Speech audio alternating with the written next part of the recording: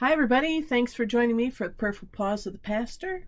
I'm Pastor Deb Swift of South Presbyterian Church in Rochester, New York. I appreciate you carving out this time in your day to think of something greater than yourself. And in this case, I'm going to start sharing some things from a book I'm reading, and it's called Holy Envy by Barbara Brown Taylor. Barbara Brown Taylor. And I have a whole series of things that I want to say from this. It's just a very thought-provoking book. Of course, she's an Episcopal priest who has published many collections of her sermons, which I also love. This is more of it's not really a collection. It's lessons that she's learned from teaching a class on world religions in rural Georgia. And the first thing that I want to lift to you is this idea that she says, when did religion become a competitive sport?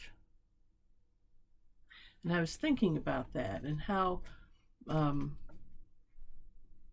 Christians, it seems at least, are always competing for which church has more members or more money, which denomination is most accurate in their their way to heaven. The same with interfaith dialogue.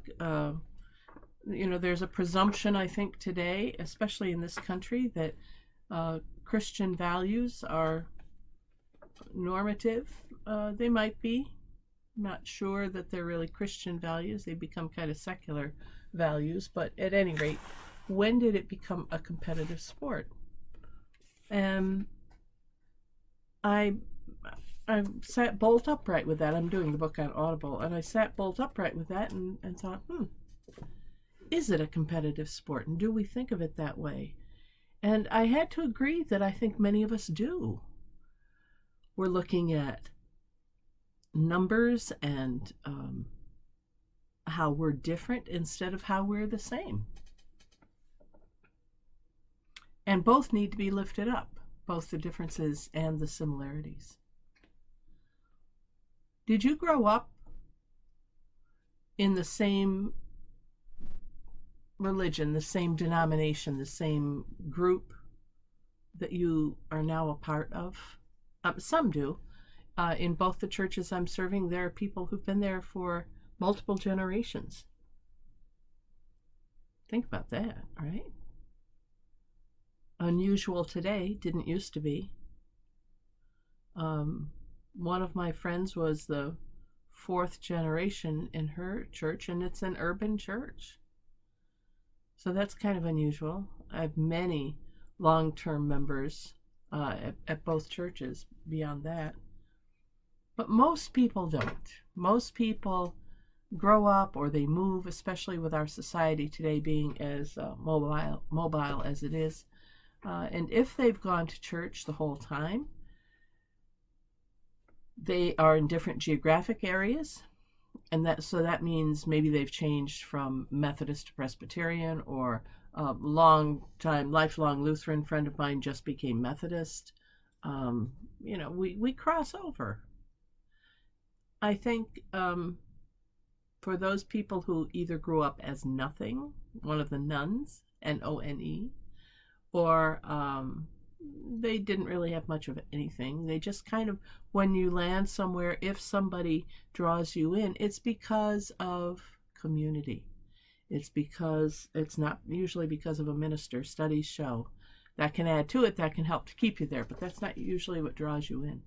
Which is why I have I have a problem with the whole drawing in aspect of church, and why South Church doesn't. We are all about the church has left the building. We sold the building, and now we go to where people are and maybe draw them into that circle, invite them into the circle, but it's not like it used to be. But anyway, what does that do to the whole competition then? Hmm? And what else are we competing about? Does that get in the way, that sense of competition or that approach? I don't know that we're conscious about this, but that whole approach to church or religion, does that keep us from really looking seriously at what we believe and then trying to find the place that matches up with us the best? And I don't know that it's a head thing. Later on, she talks about believing and doing, so I'll save that for another prayerful pause. But this idea that it's a competitive sport, boy, that is in keeping with a lot of American culture, 21st century American culture, isn't it? Well, just wanted to raise that for you to think about. How do you think about faith and religion? And there's no right or wrong answer. It's just lifting it up for us to think about. And then how do you think God feels about that? Huh? It's kind of interesting. All right, that's it for today. Nothing very profound, just a little thought to carry you through the day. And I hope you have a great day.